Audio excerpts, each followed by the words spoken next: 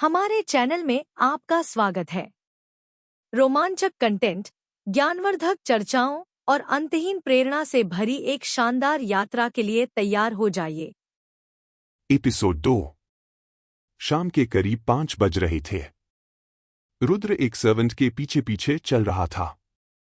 उसने एक बैग पकड़ा था जिसमें उसने अपने कपड़े और कुछ जरूरी सामान पैक किए थे।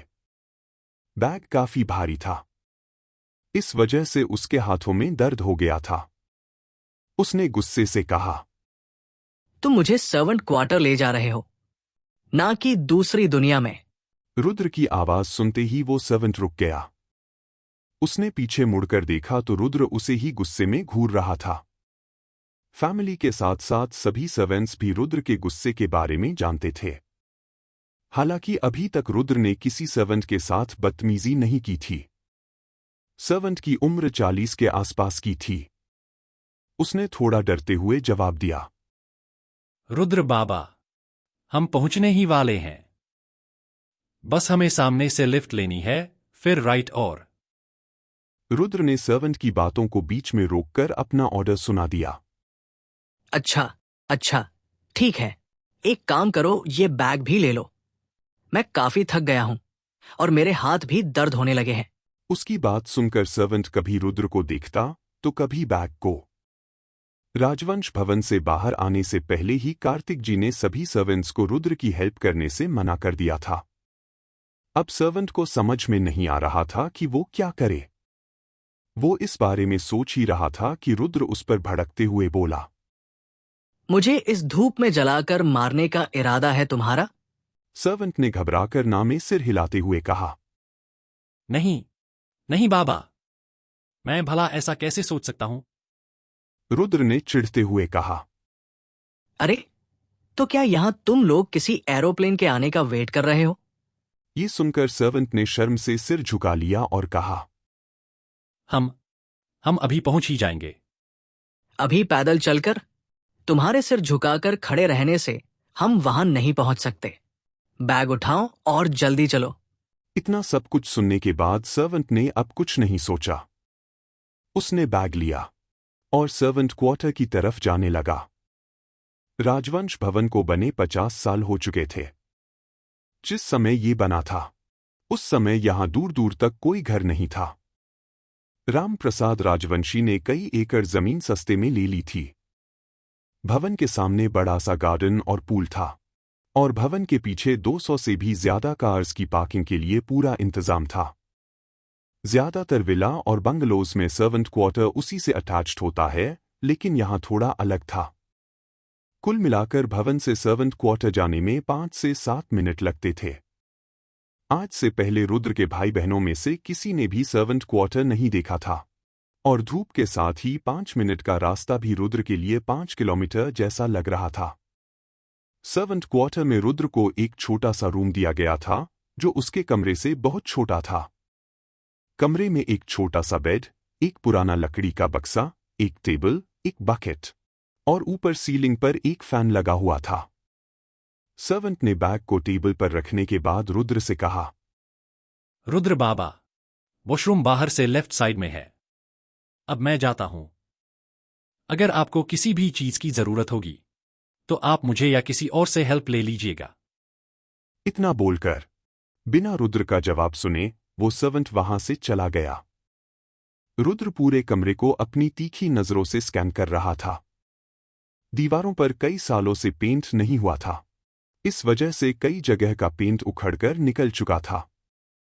सब कुछ काफी गंदा और पुराना लग रहा था। रुद्र ने सबसे पहले बेडशीट को हटाकर नीचे फेंक दिया। उसने बैग खोला और उसमें से एक नई बेडशीट निकालकर बिछा दी। फिर उसने झाड़ू लिया और अच्छे से पूरे कमरे को साफ किया। उसने अपने बैग को देखा और उसकी नजर लकड़ी के बक्से पर गई। ऊपर काफी धूल जमा हुआ था। उसने पुरानी बेडशीट से पूरे बक्से को क्लीन किया। इतना करने के बाद भी वो अच्छे से क्लीन नहीं हुआ था। फाइनली उसने दरवाजे के पास रखी बकेट उठाई और कमरे से बाहर निकला। उसने चारों तरफ देखा, लेकिन उसे कोई नजर नहीं आया। सर्वेंट की बात को याद करते हुए वो लेफ्ट साइड जाने लगा। एक 7 साल की बेहद सुंदर और मासूम सी लड़की, जिसने पिंक कलर का फ्रॉक पहना था, वहां लगे फूलों पर बैठी तितलियों को पकड़ने की कोशिश कर रही थी। पकड़ लिया। मैंने तुम्हें पकड़ लिया। तुमने मुझे बहुत परेशान किया। अब तुम मुझसे बचकर कहाँ जाओगी? बोलो, बोलो, चुप क्यों हो? वो बच्ची अपने हाथ में पकड़ी तितली को देखकर काफी खुश हो गई थी कि तभी उसके पीछे से एक आवाज आई। उसे तुम्हारी लैंग्वेज नहीं आती। अगर तुम्हें उसकी बात सुननी है तो तुम्हें भी बटरफ्लाई बनना पड़ेगा। उस लड़की ने पीछे मुड़कर देखा तो वहां एक बहुत ही हैंडसम सा लड़का खड़ा था। अरे नहीं, मेरी बटरफ्लाई तो उड़ गई। रुद्र की बात सुनकर उस लड़की ने अपने हाथों को देखा। उसका हाथ खाली था। ये देखकर वो उदास हो गई। उसका उदास चेहरा देखकर रुद्र उसके पास आते हुए बोला, तुम उदास क्यों हो रही हो? एक काम करो, फिर से दूसरी बटरफ्लाई पकड़ लो। चलो, मैं भी तुम्हारी हेल्प करता हूं। इस बार उस लड़की ने तुरंत नामे सिर हिलाते हुए कहा, नहीं, नहीं, मैं अकेले ही पकड़ लूंगी। ये कहते हुए उस लड़की ने सिर झुका लिया था और रुद्र उसे स्माइल करते हुए देख रहा था। रुद्र ने पूछा, तुम बहुत क्यूट हो। क्या तुम्हारे स्कूल में कोई फ्रेंड्स हैं?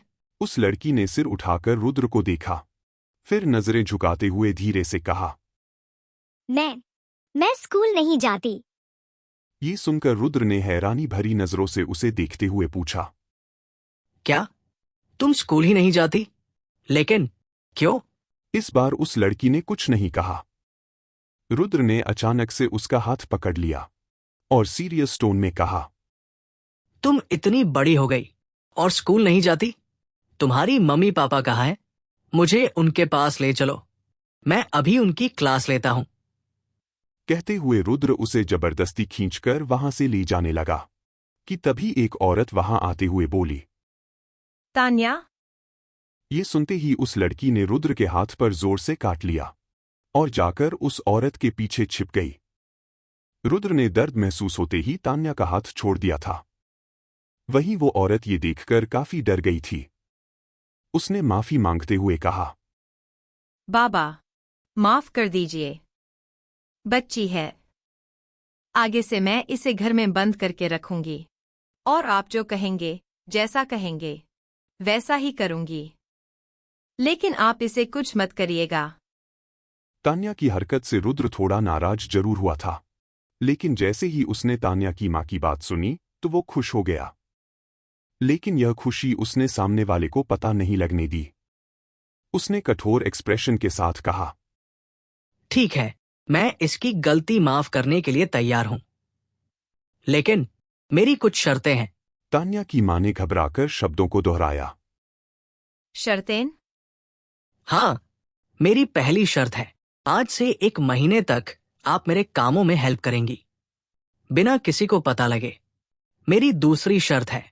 ये कहते हुए रुद्र रुका और फिर कहा, आप मेरा मतलब तान्या का एडमिशन स्कूल में करवाएंगे।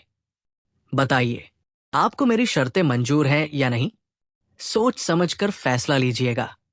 आपके एक फैसले पर आपकी पूरी लाइफ टिकी हुई है। तान्या की मां रुद्र के कड़े शब्दों का मतलब समझ गई थी। अब रुद्र की बात मानने के सिवा उनके पास कोई दूसरा ऑप्शन नहीं था। उन्होंने सिर झुकाकर कहा,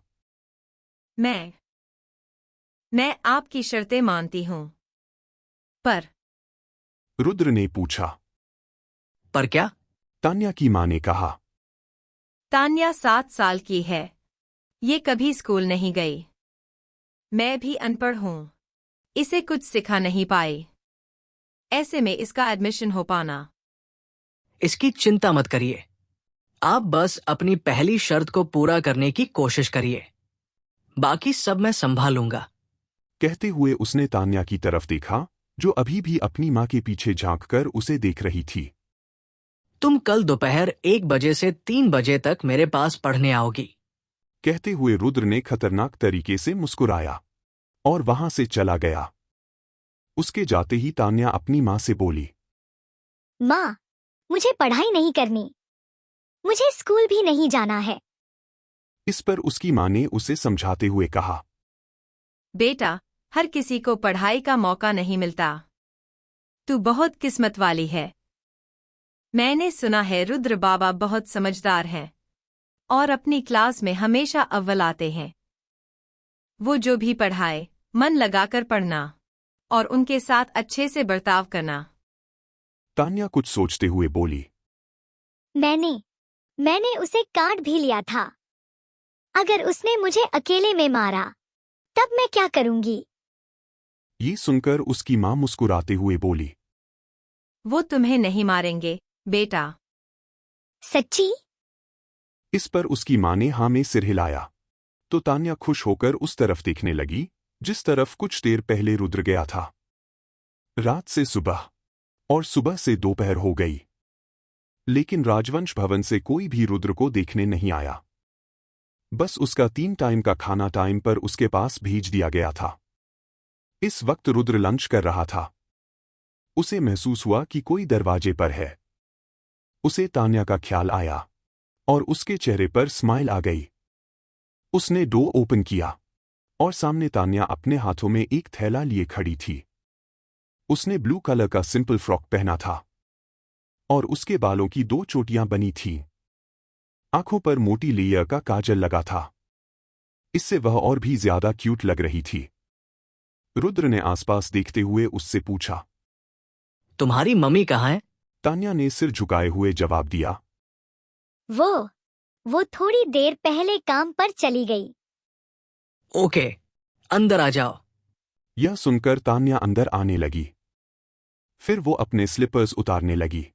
तभी रुद्र ने उसे रोक लिया और उसका हाथ पकड़कर अंदर खींच लिया। उसने दरवाजा बंद किया और तान्या को बेड के पास लाकर बोला, यहां बैठकर अपनी किताबें निकालो। तब तक मैं अपना लंच फिनिश कर लेता हूं। तान्या आराम से पैर फोल्ड करके बेड पर बैठ गई। उसने थैले में से एक कॉपी और पेन निकाला और रुद्र को खाते हुए देखने लगी। जो खाना रुद्र खा रहा था वो काफी टेस्टी लग रहा था। तान्या सिंपल खाना ही खाती थी और अभी रुद्र के खाने को देखकर उसके मुंह में पानी आ रहा था। उसे अपनी तरफ देखता देखकर रुद्र ने पूछ ही लिया, तुम्हें भूख लगी है क्या? इस बार तान्या ने जल्दी से ना में सिर हिला दिया। रुद्र ने उसकी आंखों में लालसा देख ली थी। उसने उसे अपने पास बुलाया और खाने का एक निवाला उसके मुंह में डाल दिया। तान्या को वो खाना बहुत पसंद आया। वो वहीं खड़ी रही। रुद्र अब खुद भी खाता और उसे भी खिलाता। इस बीच तान्या की नज़र टेबल पर रखी चॉकलेट पर पड़ गई थी। बड़े लोग अक्सर लंच और डिनर के बाद डेजर्ट खाना पसंद करते थे। लंच के बाद रुद्र ने वो चॉकलेट तान्या को दे दी और तान्या ने वो बिना मना किए ले लिया। उसने बड़े ही प्यार से पूछा, क्या मैं इसे अभी खा लूं? रुद्र ने मुस्कुराते हुए हाँ में अपना सिर हिला दिया। कुछ समय बाद दोनों एक दूसरे के सामने बेड पर बैठे थे। तान्या को ABCD और काउंटिंग के सिवा कुछ नहीं आता था और इस बात से रुद्र चिढ़ा हुआ था। वो उसे पढ़ा रहा था लेकिन लेक्चर ज्यादा दे रहा था। तान्या को बर्दाश्त नहीं हुआ और वो रोने लगी। ये देखकर रुद्र और भी ज्यादा परेशान हो गया। उसे रोते देखकर रुद्र ने कहा, ये क्या हो गया? क्या मैंने तुम्हें मारा? तुम पर हाथ उठाया? नहीं ना? तो तुम रो क्यों रही हो? ये कहते हुए रुद्र की आवाज काफी रूखी हो गई थी। चुप होने की बजाय तान्या और जोर जोर से रोने लगी। अब रुद्र के पास उसे चुप कराने के सिवा कोई दूसरा ऑप्शन था ही नहीं। लेकिन प्रॉब्लम ये थी कि वो जैसे ही उसे चुप कराने की कोशिश करता, वो और जोर से रोने लग जाती। ऐसे ही आधा घंटा बीत गया। रुद्र अपना सिर पकड़कर बैठा था और उसे घूर रहा था। अचानक से उसे कुछ सूझा। उसने तान्या का हाथ पकड़कर अपने करीब किया और उसके गालों पर अपने हाथ रख दिए। आगे क्या हुआ जानने के लिए सुनते रहिए हमारी ये कहानी, सिर्फ और सिर्फ मजेदार कहानियां पर। वीडियो देखने के लिए बहुत बहुत धन्यवाद। अगर आपको यह कहानी पसंद आई हो तो लाइक, शेयर और सब्सक्राइब करना बिल्कुल न भूलें। मिलते हैं अगले वीडियो में।